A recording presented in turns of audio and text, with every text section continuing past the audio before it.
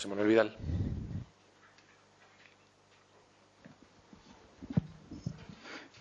Sí, monseñor, yo quería hacer dos preguntas también. Una sobre el Gobierno. La petición que le hacen los obispos al Gobierno de que se implique y denuncie explícitamente la persecución de los cristianos es porque ustedes ven que el Gobierno está reticente. Hace poco se acaba de aprobar una declaración en el Senado donde han participado con el consentimiento del Partido Socialista también y del Partido Popular. Quiere decir que ustedes la ven reticentes y quieren que vaya un poco más allá y se implique más. Y la segunda cuestión es sobre la crisis económica. Hay algunos teólogos que les están planteando a los obispos que denuncien la usura como una de las claves que han provocado y que están provocando esta crisis y del sistema y la crisis global a la que estamos asistiendo. Empezando por esto último, en la declaración ante la crisis moral y económica a la que se refiere la nota de prensa que les he leído de la Asamblea Plenaria de noviembre de 2009, se dice, número 2, somos conscientes de la gravedad de la situación en la que nos encontramos por causas, gravedad de la situación económica en la que nos encontramos por causas que tienen su origen en la pérdida de valores morales, en la falta de honradez y en la codicia, que es la raíz de todos los males. Aquí está hecha esa denuncia, de manera más radical todavía. No solo se refiere a la usura, que es un pecado común, que está en el catecismo, sino se hace la denuncia de la raíz de la usura, que es la codicia, que dice la nota de la declaración de la plenaria, citando primero a Timoteo 6:10, la codicia, que es la raíz de todos los males. O sea que esos teólogos pueden leer esta declaración, que ya tiene 2 años. Es verdad que se sigue estudiando el asunto, como les acabo de decir, y se sigue haciendo el análisis de las situaciones concretas y también de cómo se puede ayudar más. La Iglesia en esto, sobre todo, está teniendo un papel activo de ayuda y de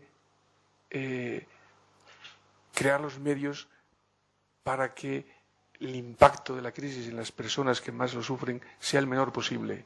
Y luego la obligación de los actores políticos, sociales y económicos es tomar medidas adecuadas para poder avanzar en la resolución de la crisis. Y en cuanto a la petición que se ha hecho al Gobierno, se refiere a una cosa concreta, que está en la nota como usted puede ver. Se refiere a que ya hay varios gobiernos, concretamente la actual presidencia de la Unión Europea, que es Hungría, ha pedido, junto con Italia y Francia, y algún otro gobierno que están ahí citados, han pedido que en la agenda del Consejo de Ministros de Asuntos Exteriores de la Unión Europea, que va a tener lugar el próximo día 31, se aborde este tema como tema del Consejo de Ministros de Asuntos Exteriores de la Unión Europea. Lo que le piden los obispos, le han pedido al Gobierno, es que apoye esa petición. Faltaban 3 gobiernos para que eso tuviera que tratarse necesariamente en ese Consejo. Entonces se ha pedido que apoye esa petición y que se trate allí. Es una petición muy concreta, que se trate en ese Consejo de Ministros del día 31. Y luego, efectivamente, el Gobierno ha apoyado y ha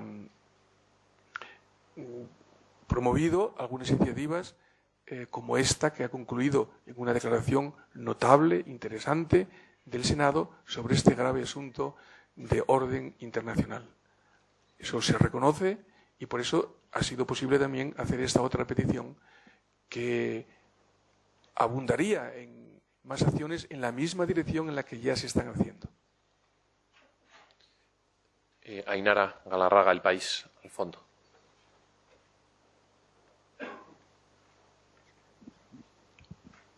Como ya me han presentado, voy con la pregunta.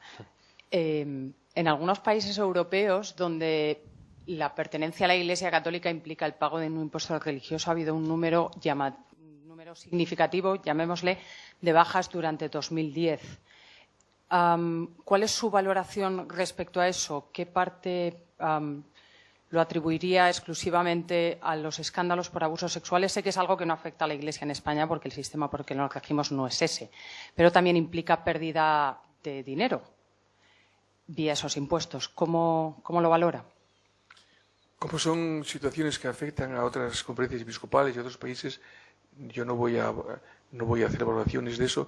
Lo que sí quiero decir es que aquí vamos próximamente a informarles de la evolución de la asignación tributaria, que ha sido positiva en este año, en el sentido de que hay más asignaciones a favor de la Iglesia Católica.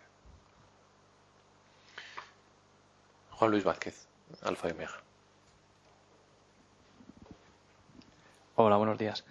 En su último mensaje para la Jornada Mundial de la Paz, el Papa también hace referencia a que en Occidente la libertad religiosa también está amenazada. Le quería preguntar qué signos ve usted de esta amenaza en nuestro país, en España.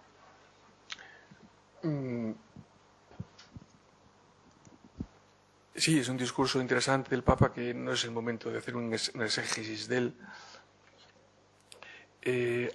Sí, decirles que también se ha informado a esta permanente, aunque no está en la nota, de un observatorio sobre la intolerancia religiosa en Europa, que existe en el marco de la COMECE, de la Comisión de Episcopados de la Comunidad Europea.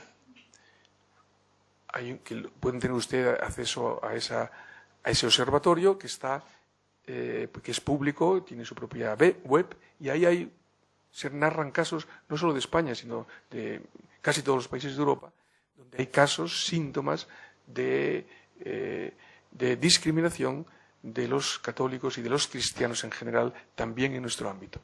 Es otro orden de cosas, no es lo que pasa en otros lugares del mundo donde es que ni la vida está asegurada por ser cristiano o por ser católico. Es que no ese es el problema, gracias a Dios. Pero hay otros síntomas que están en esa página, Observatorio de la Intolerancia Religiosa en Europa, y ese catálogo cada vez se incrementa más. Francisco Paniagua, Onda Cero. Hola, buenos días. Me gustaría saber, estamos a un mes o menos de los cambios en la conferencia episcopal, en la renovación de cargos. ¿Qué ambiente se respira? ¿Se ha hablado en la permanente de esto? ¿Podría haber alguna sorpresa? ¿Cómo está el ambiente? Las sorpresas siempre son posibles. Hay un libro famoso sobre teología que se llama El Dios de las sorpresas. Dios nos sorprende siempre con sus llamadas, Las sorpresas siempre son posibles. En este ámbito, en la permanente, se ha tratado solamente el orden del día. Dentro del orden del día de la próxima plenaria, pues está la renovación de cargos. Y se ha aprobado el procedimiento que se va a seguir, que es el procedimiento de siempre. Porque es un procedimiento que no está detalladamente establecido en los reglamentos, ni menos en los estatutos, y por tanto se aprueba cada vez. Cómo se va a proceder, para el orden de las votaciones, etcétera. Y eso se ha hecho. Se ha procedido como asunto de trámite a aprobar como punto de orden del día de la próxima plenaria la renovación de cargos y el procedimiento, que será el mismo que el que se viene utilizando en los últimos, desde siempre prácticamente. Hay tiempo para una más, si es muy rápida.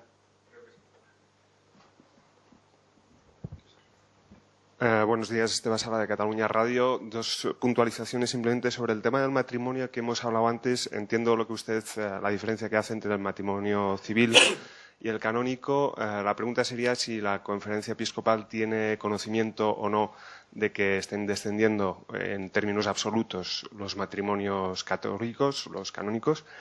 Y, en segundo lugar, sobre lo que se apunta aquí del documento que se ha estudiado para elevarlo a la próxima, para aprobarlo posteriormente sobre el amor humano, si tiene también relación con el matrimonio y también sería la base de este nuevo plan pastoral para el próximo quinquenio, ¿no? Respecto al último, no será la base para el nuevo plan pastoral.